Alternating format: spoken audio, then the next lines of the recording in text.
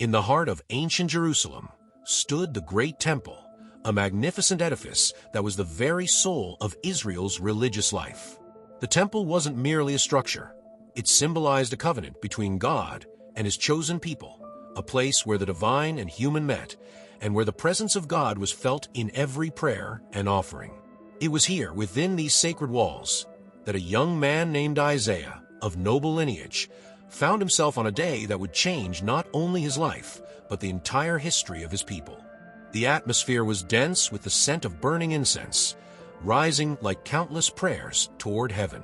Isaiah entered the sanctuary, his heart wrapped in awe and reverence. But he had no way of knowing that this day he would come face to face with a vision so extraordinary it would burn itself into the very essence of his soul. As he stood there, contemplating the majesty of the temple, the familiar grandeur faded away and was replaced by something unimaginable, a scene of divine glory that overwhelmed all human understanding. The air seemed to split as Isaiah's eyes widened at a sight that defied all earthly splendor. Before him, the veil between the physical and spiritual realms was lifted. A vision unfolded of the Lord Almighty, seated on a throne so high and exalted that even the heavens seemed to bow. His glory filled the entire space, radiating light so intense that Isaiah instinctively shielded his eyes, his mortal form unable to bear the brilliance.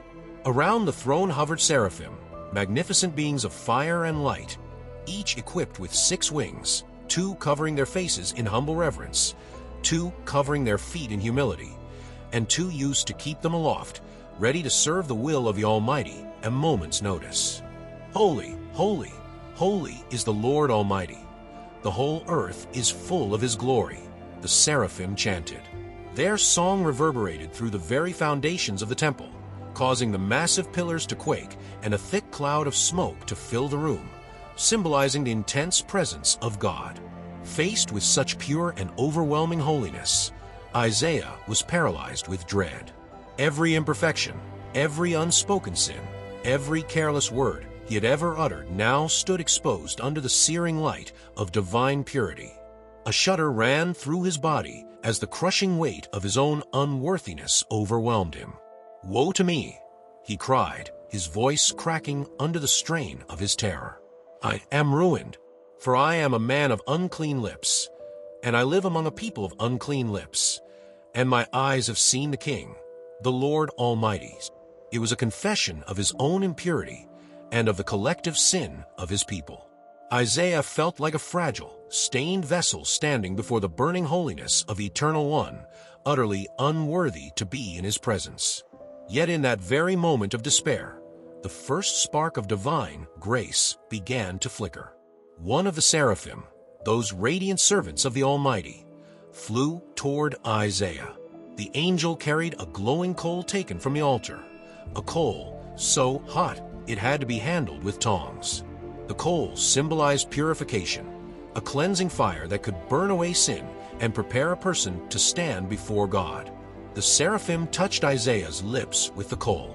Though he expected the pain of searing flesh, it was not a torment that came, but a strange sense of release.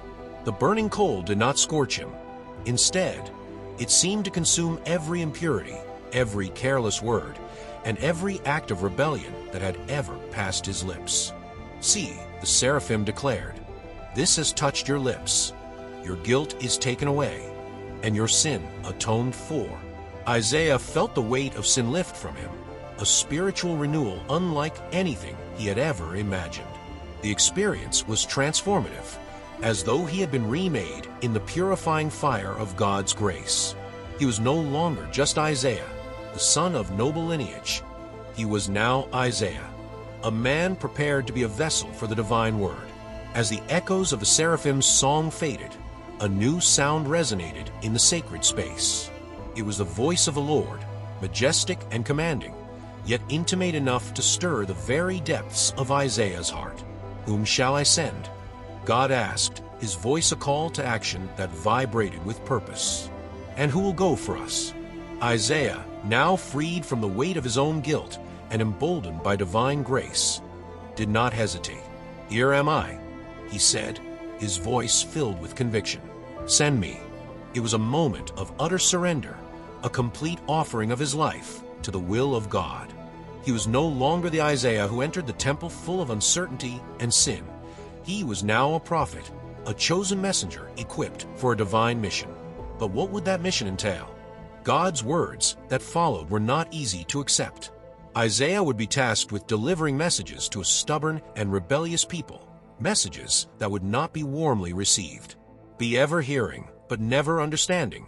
Be ever seeing, but never perceiving, God instructed, warning Isaiah that his mission would often seem fruitless. The people's hearts would be hardened, their ears closed, and their eyes blinded to the truth. Isaiah would have to deliver messages of judgment, of a coming calamity that could only be averted through national repentance. The burden of this calling was immense. Yet Isaiah accepted it, for he knew he had seen the Lord and had been purified for this very purpose. His mission became a lifelong journey of confronting the corruption and idolatry that plagued his nation. He called out leaders who oppressed the poor and condemned empty religious rituals that lacked true devotion. Woe to those who add house to house and join field to field, till no space is left, he warned, speaking against the greed and social injustice that were rampant in the land.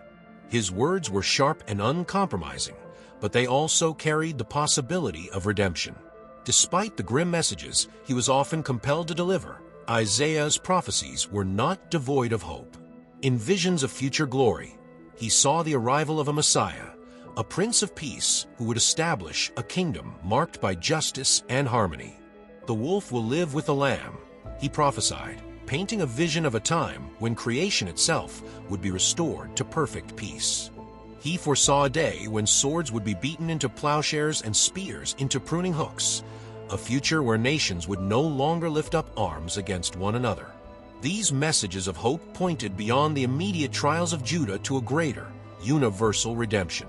Isaiah envisioned the Messiah as a servant who would bear the iniquities of many, a suffering yet victorious figure whose sacrifice would bring salvation to all. These prophecies inspired generations and laid the foundation for the Christian understanding of Jesus Christ as the fulfillment of Isaiah's vision. However, Isaiah's ministry was far from easy. Tradition holds that he faced fierce opposition, even possible martyrdom during the reign of King Manasseh, who had strayed deep into idolatry and led the nation further from God. But through every hardship, Isaiah remained steadfast, anchored by the vision of God's majesty that he had witnessed in the temple. It was this vision that gave him the strength to endure, to proclaim messages of both judgment and hope, and to call the people back to the true worship of the Lord. Isaiah's story is not just an ancient tale of divine calling. It is a message that resonates even today. His life teaches us that encounters with God have the power to transform, that a single moment in the presence of the Almighty can redefine our purpose. Yet, it also teaches us the weight of carrying God's truth, the courage it takes to stand firm even when the world seems set against the message we bear. If Isaiah's journey stirs something in your heart, don't let it end here. Like and subscribe, and share your thoughts in the comments with a simple "God bless you" to join the community in spreading these timeless truths. Isaiah's example beckons us not only to receive God's grace, but to become instruments of His will in a world in desperate need of both truth and hope. For those who wish to keep a tangible reminder of their faith close, our store offers religious-themed items, beautifully designed shirts, mugs, and art that serve as daily inspirations. Visit the link in the description to explore meaningful ways to stay connected to God and let His message be ever present in your life.